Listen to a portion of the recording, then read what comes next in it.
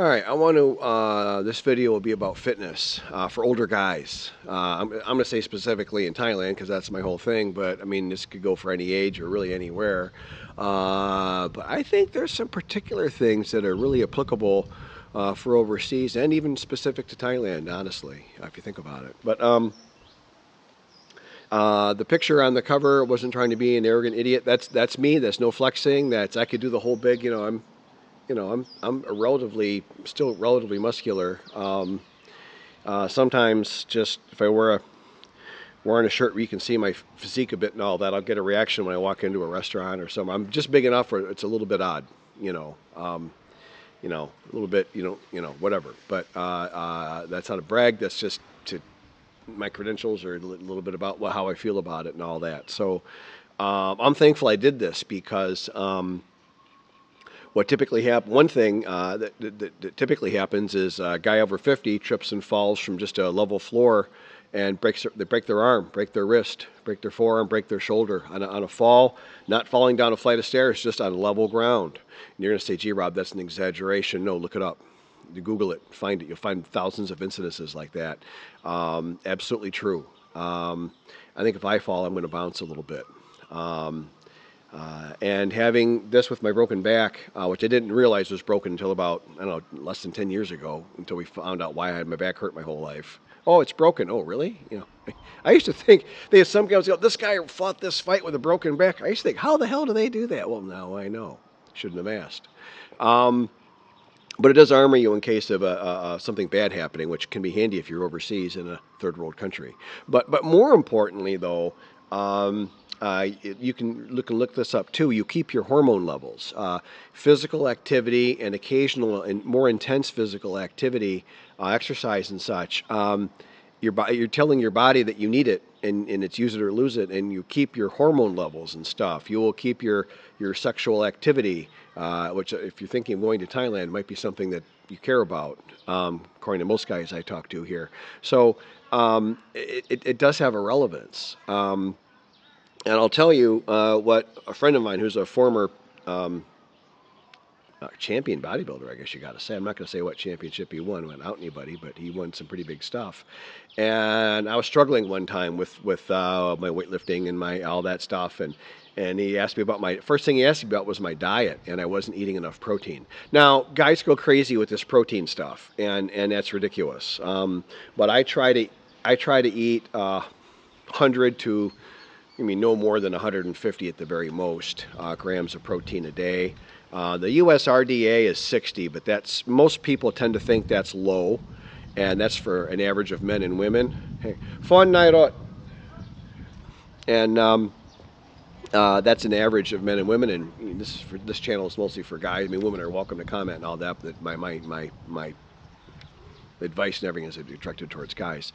And so you're going to be in the high end of that anyway. So I would say 100 grams is a good number, if not maybe a little higher than that. And it's good to have whey protein, soy protein. I really don't care. Fish, chicken, all that stuff is great. Eating a ton of beef probably isn't healthy. Eating beef occasionally probably is. You can make all those decisions yourself. You can get the protein you need from vegetables. There's soybeans, bean sprouts, all this kind of stuff. There's actually a lot of protein in a lot of vegetables and stuff, and you can do that too, and that's fine. Like I said, it doesn't really matter. That's up to you. But what is helpful is if you have a little bit of protein in the morning to kind of kick your body off, so your body doesn't think, oh gosh, I don't have any protein in me. I better go digest some of that muscle we built. We don't need that old muscle, do we? And then throughout the day, you want to have some protein. And it's really important. This is one that most people skip. This is one of the more important ones. Have a dose of protein before bed. About 2 hours before bed, I like to at least have a yogurt.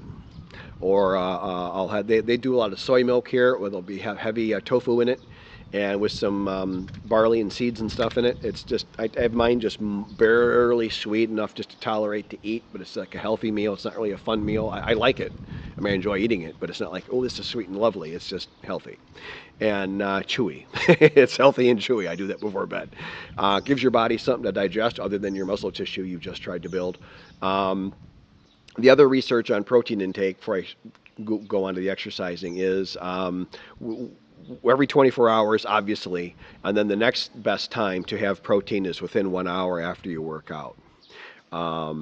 And then the other more controversial thing is I had a great workout yesterday when I took that photo. Actually, I did have a creatine pre-workout. I do not take pre-workouts as a rule. I never do. The only one I do take is when I'm taking creatine, and I'm attempting to just start a creatine cycle.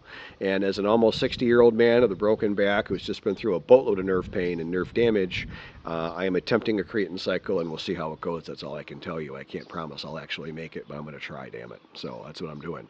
Yesterday was day one. I had a great day. It was arm day. Had a decent pump. Probably not as big as I have been some days, but I had the guy at the gym there to take just a casual photo of me so you get a little idea of my physique and all that, and that's a good thumbnail for the video anyway. So, but anyway, so a creatine, and you can research that and decide for yourself if that's controversial or bad or good or whatever. That's up to you. When I do creatine, I try, in a good year for me, I'll do 2 creatine cycles, which means I only use the creatine that you take before every workout. I don't use the creatine monohydrate, whatever, where you got to take it every day, whether you work out or not, and load it and keep it in your system. I don't like that. It makes me feel bloated. I don't have any data on this, but I'm fearful it's harder on my liver or kidneys or stomach. I don't like the feeling of taking that stuff all the time. I just don't like it, so I don't do it. But the creatine HCl or the creatine GCL, you can look them up. I use I'll try and put a picture of it in the video here. I bought it at Size Up Nutrition back in the States and brought it back over, and I had no trouble with customs. You can't buy creatine here in Thailand as far as I've seen so far, and I looked and I couldn't find it anywhere. I just brought it back home with me, and I plan to do that every year until I just can't anymore. Anyways, in a good year, I'll do 2 creatine cycles, and a creatine cycle for me is month and a half, 6 weeks, I guess 6, 7 weeks, something like that. Definitely not more than 2 months at the very most. I wouldn't go longer than 2 months taking the creatine. Just out of fearfulness that it's harder on your body. You got to digest it, and you've got to your internal organs got to process it through your blood and all that. And so now, if I'm bothering to take creatine, which is as extreme as I go, then I dang well going to make sure that I'm having my high quality protein within an hour of my workout. Yesterday, I had 2 eggs and a bunch of meat.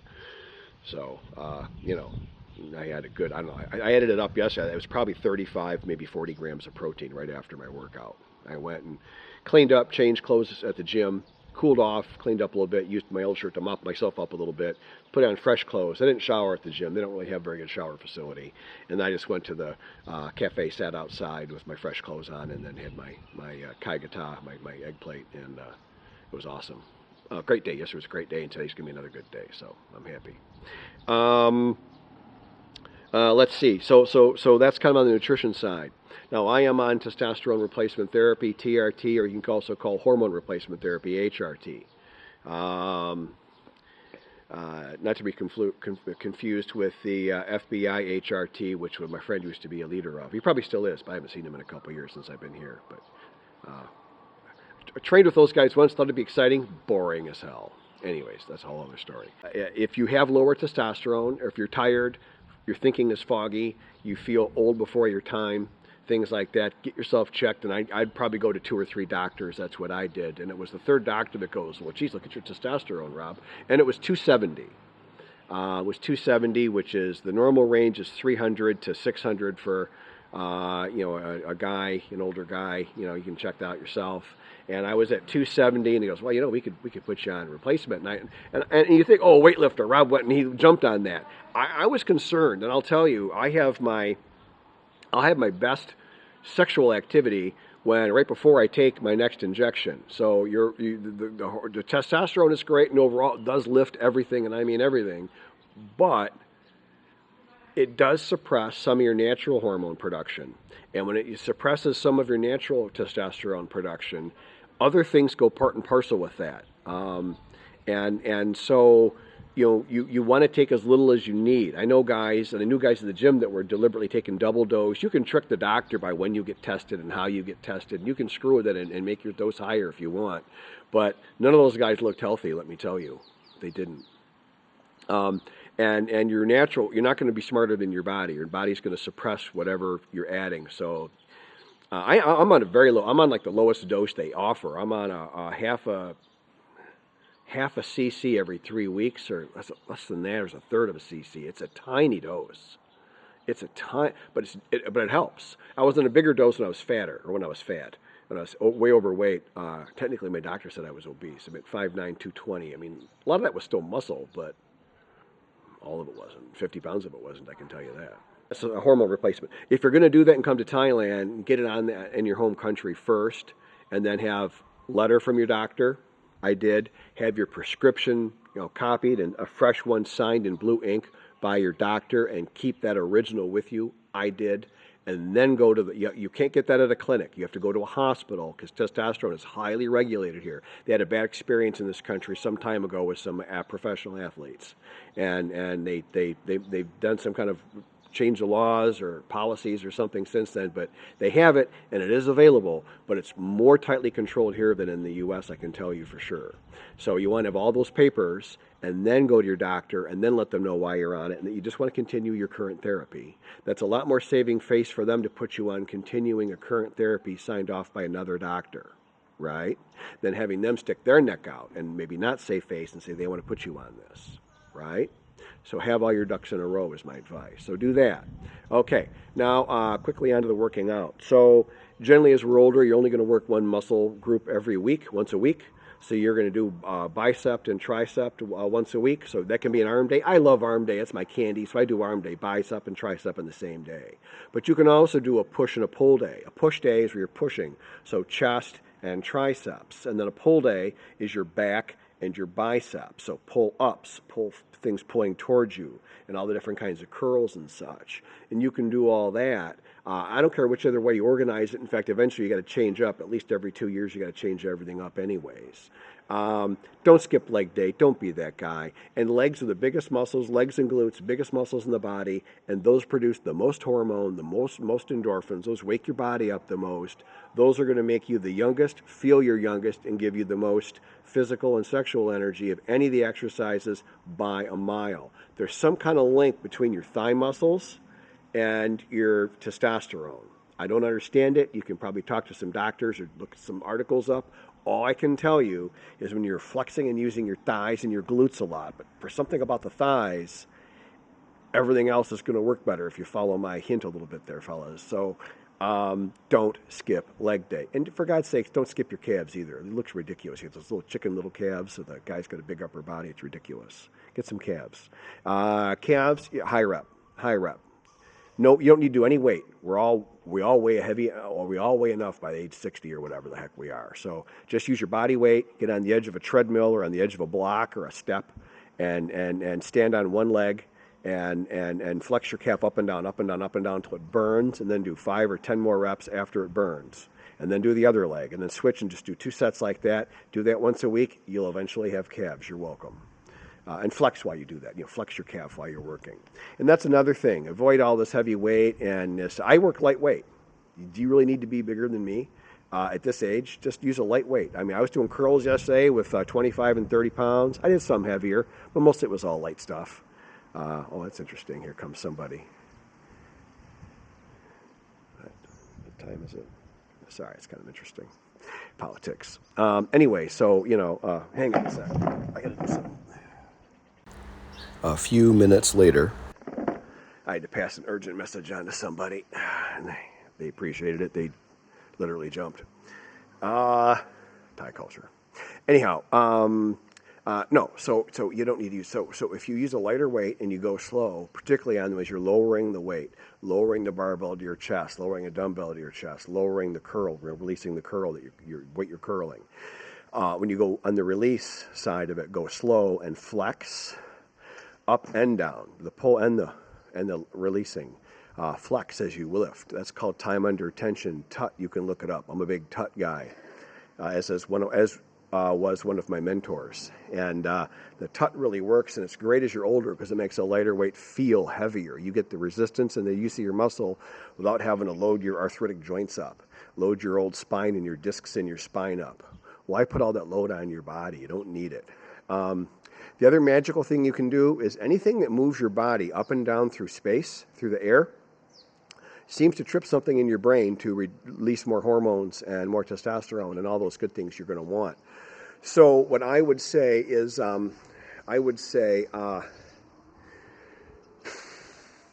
Squats, no weight. If they're going to be no weight or really lightweight, I really don't care. Work on your form. There's other videos on form. Your weight should be on your heels, not on the balls of your feet. And your butt shouldn't be sticking way out, but it should be sticking out a little bit, and your knees shouldn't go over your toes. But you can look up form on squats and get a good form. And no weight or super lightweight, and do form. And push-ups. Push-ups are great. If you can't do a full push-up, I get that, no worries. Do what they call a cheater push-up, or some people call a girl push-up, which is on your weight on your knees and then pushing up with your hands. And if you can't do it on your weight on your toes, do the weight on your knees. At the end, when I'm exhausted, I switch to a girl push-up, and I do them where I'm on my knees. I do my last like 10, 20 reps that way, totally to exhaust the muscles. I mean, who cares, right? No one's laughing, making fun of me at the gym, and I do it, so just do that. And dips. If you can do a dip or work up to where that's a little higher stress on the elbow and on the shoulder joint. But look up what a dip is, and if you can do dips on arm day or tricep day, dips are freaking fantastic. They will really produce results on your arms and a lot of hormone release. I've been training for the last 15 years or so for not just strength, mostly strength, but also for hormone release and a little bit of bulk. But I never was a bulk guy. I always wanted the strength more than the bulk because of my martial arts stuff. I cared more about if I could literally pick somebody up and throw them down on their head. If my other martial arts failed, I could always just pick somebody up and throw them. And that actually is a real martial art, by the way. But now I don't do that anymore. But I still like the strength, and I need it now for my back, and you're going to need it. But if you do this, and if you watch your weight a little bit and watch your alcohol intake a little bit, a year later you'll look quite different, and the women will be appreciating that, my friend. They really will. So that'd be my thoughts. I mean, if you could get to the gym 3 to 5 days a week, and do 20, 30 minutes at a time for starters for the first 6 months, mostly calisthenics, body weight stuff, really light, high rep, 25, 30 reps on everything, really light. Just get your body broken into working out. After 6 months of that, then do some more weights and stuff. But train on volume. Don't train on intensity. Train on volume. I'm telling you, we're too old for the intensity stuff. I was an intensity guy, and now I'm a volume guy. A volume trainer was Arnold Schwarzenegger. Look up his stuff. An intensity trainer, one of my big heroes, Ronnie Coleman. Look him up. And when you're older, and I love Ronnie Coleman, lifelong hero of mine. But when you're older, you want to be like Arnold Schwarzenegger. I'm telling you. And I never thought I'd ever say that. I never was a huge fan of his weightlifting, honestly, throughout most of my life. But in my older years, I'm appreciating a little bit more of what he did. He was actually pretty smart. You want to train by volume. I do 4 sets of everything now. I do 10 to 15 reps per set. I never did this much volume before. But my body can handle the volume. The intensity my body can't handle. My joints just won't take it anymore. I'm too old. So that's my advice. That's on staying fit. And I'm telling you, almost nobody here is fit. And particularly amongst the expats or resident foreigners, nobody's fit. Everybody looks terrible pretty much. If you clean yourself up a little bit, I mean, the ladies love it. They want to save face. They have to save face. I'm going to do a whole video on that. I've talked about that a lot, but we need to hit that more. Saving face is everything here. How you look is how they look. And they're hypersensitive to it. They're not sensitive to it. They're hypersensitive to it. Thai women, their biggest fear in life is not saving face. I mean, the money is important and all that. And money's part of that. But the money is almost just a means to an end to the saving face. It's, man, and you're going to feel better. You're going to just feel better and be happier with yourself. And it gives you something to focus on and do that's constructive, versus warming a bar stool every day, right? It's got to be better. All right, that's it. That's my thought on fitness for older guys and retirees, overseas retirees. I'll do something like that. I'll make up a video for it, or a thumbnail. So thanks. Good luck. All right, so here I am, I say 2 years in the future in porch monkey mode, having my morning coffee. That would be my gate right there, my big open gate. And sunrise came up there. It's kind of off it. It'll be somewhere in that sort of general range every morning. That's not bad. It seems all right. Better view this way, you can see the gate right there to the left of the big blue barrel.